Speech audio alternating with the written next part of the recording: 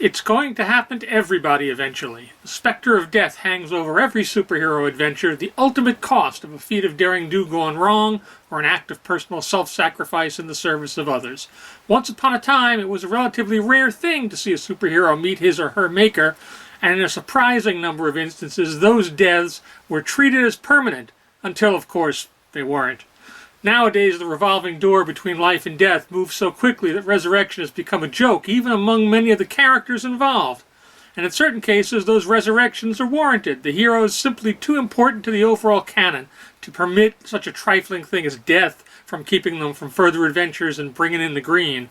Other characters, though, never had it quite so good as when they laid among the departed. Hello, I'm Tom Brevoort, and these are 5 superheroes who were better off dead.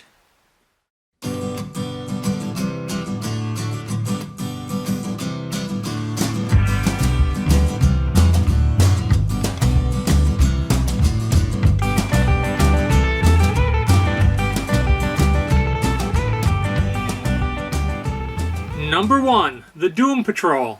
They weren't the first superheroes to be killed off, but they were the first headliners to meet their maker in the final issue of their comic book series. The Doom Patrol had been writer Arnold Drake and artist Bruno Premiani's attempt to tap into some of the angst and characterization that seemed to be catching on over at the upstart Marvel Comics that had begun to really sell well. The Patrol, originally conceived as the Legion of the Strange, were less superheroes than survivors of life-changing accidents, called freaks to their faces and riddled with depression and self-loathing. As the 1960s drew to a close and the superhero boom began to soften, it was perhaps inevitable that they wouldn't be able to easily ride things out. So it was that in the final issue of Doom Patrol, number 121, the team allowed themselves to be blown to Kingdom Come, rather than sacrifice the lives of 14 innocent people in a remote fishing village. For years, this shocking and realistic ending was the perfect punctuation on the end of the Doom Patrol's career. And then, one by one, a series of creators brought them all back to life. The Doom Patrol have starred in some memorable stories since then, none better than the run produced by Grant Morrison and Richard Case in the late 1980s and early 1990s. And their television series is a bit of a wonder too, but somehow it all takes away from the finality and fittingness of that original conclusion. Number 2. Jean Grey. Marvel Girl was the first of the Stan Lee Jack Kirby created superheroes to perish. And yes, it was a bit of an accident and something that just about everybody involved backed into by circumstance. But none of that changes the fact that the death of Jean Grey, the culmination of Chris Claremont and John Byrne's Dark Phoenix saga, was a profoundly affecting story and a milestone in Marvel's publishing history. While the X-Men had been growing in popularity among the hardcore direct sales comic shop audience for many months, X-Men number 137, the Death issue, was what really sent the book into the stratosphere, transforming it into an unstoppable juggernaut that would dominate the industry for the next 2 decades. It was profound, it was moving, it engendered gifts of flowers and death threats from the audience. And yes, I understand that most people who know and love Jean Grey today encountered her years after this story was done. Nevertheless, I maintain that bringing Jean back was a major misstep in the history of Marvel. One that was in large measure responsible for the veil between life and death becoming as permeable as it did. It was my pal Kurt Busiek who came up with the core methodology behind Jean's resurrection, though the deed itself was performed by Roger Stern, John Buscema, John Byrne, Jim Shooter, Butch Guice, and Bob Layton. And it was a miserable story, one that tried to eat its cake and keep it too, but ended up with the cake splattered hither and yon. And it couldn't help feel like a deliberate attempt to knock X-Men writer Chris Claremont down a peg, given that he was the person closest to the character, and yet was given no say in how or even if she'd be coming back. Eventually, this all sorted itself out, and Jean went on to have a fine post-resurrection career, filled with raising her clone son in the far future and being portrayed by Famke Janssen in a trio of films. But none of that was worth bringing her back. Number 3. Elektra. This one's Frank Miller's fault, for all that he spent several years complaining about it. Frank was the one who had Bullseye run his Daredevil femme fatale through with her own sigh at the climax of a long arc of stories, a climax that was shocking and electric. He then spent an entire issue showing Matt Murdock grieving for his lost love, even having Matt go so far as to dig up her body to be absolutely certain that she was gone for good. But then, a few issues later, right at the end of his initial run on the title, Frank blinked and brought her back again. True, nobody other than the reader was aware of her resurrection in Frank's last story, But some of those readers would eventually be creators, and that was enough to ensure that Elektra would be back again sooner or later. Miller tried to rectify his mistake in a graphic novel in the early 1990s, but it was deemed outside of continuity even as it was being published, its content considered too graphic for the main Marvel line. And that was the ballgame. Despite the fact that she's been back among the living for decades at this point, few have had much of an idea of what to do with Elektra. She was always most effective as Daredevil's doomed love and not terribly interesting on her own. For as few truly excellent stories as have been done with her since she was resurrected, she might as well have stayed in the ground. Her death was an absolute milestone when it happened, one that's only been completely undercut by her frequent appearances since. Number 4. The Flash.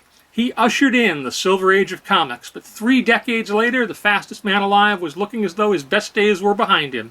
Sales on his title had been steadily downtrending for years, and there was just no getting around the fact that, while Barry Allen was a stalwart hero, he was also kind of, well, dull.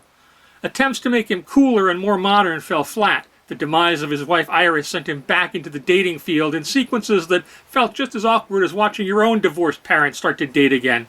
And renewal was on the horizon, a chance to shake the accumulated dust of 50 years off of the DC line and restore it to prominence.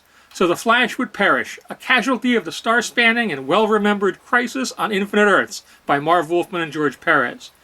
In the aftermath of that tale, Wally West, Barry's one-time protege, adopted his mentor's costume and took over as the Flash. And for a while things were great. As the first sidekick to graduate to the big leagues, West gave a distinctive niche and point of view to the Flash.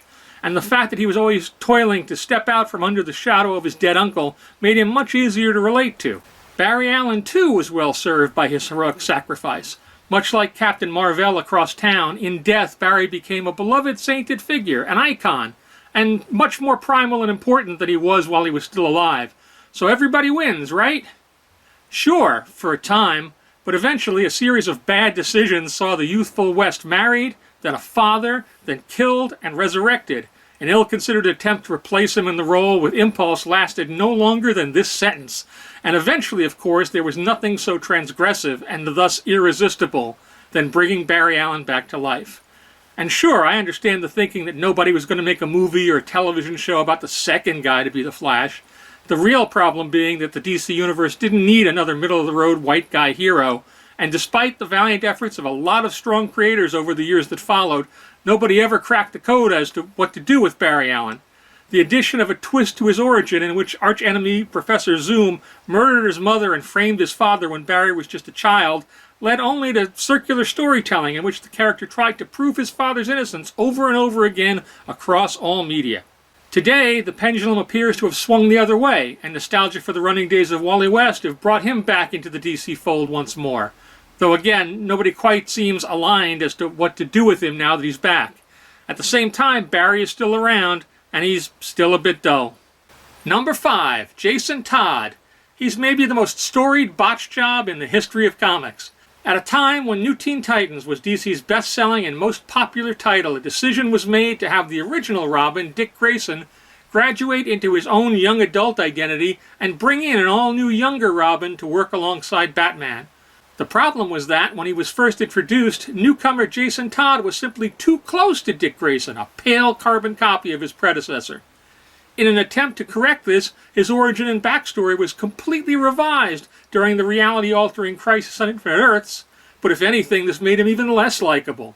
And then somebody noticed the big profits to be made using 1-800 toll numbers. And so, the audience itself was given the choice. Should the Joker kill Robin, or should Batman save him? To the surprise of absolutely no one, the kid was toast. Thereafter, Robin's pointed shoes were filled by the much more popular Tim Drake, and later on Damian Wayne.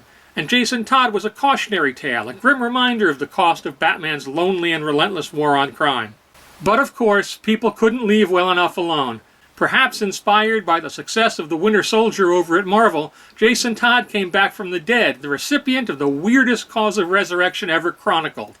Seriously, Jason came back to life when Superboy Prime punched an interdimensional wall. Try explaining that in the grim urban context of Batman. Since his comeback, a series of creators have attempted to make Todd more likable and popular than he had been in the credibility-straining identity of the Red Hood. Of late, DC's finally been able to get a bit of traction on the character. But in a world where there are enough Robins walking around to form a basketball team, was it really necessary to bring the worst version back? There will no doubt be further ill-considered resurrections in the days and years to come. Myself, I'm looking forward to that red-hot Uncle Ben series that must someday be in the offing. But until then, I'm Tom Brevoort. Thanks for watching.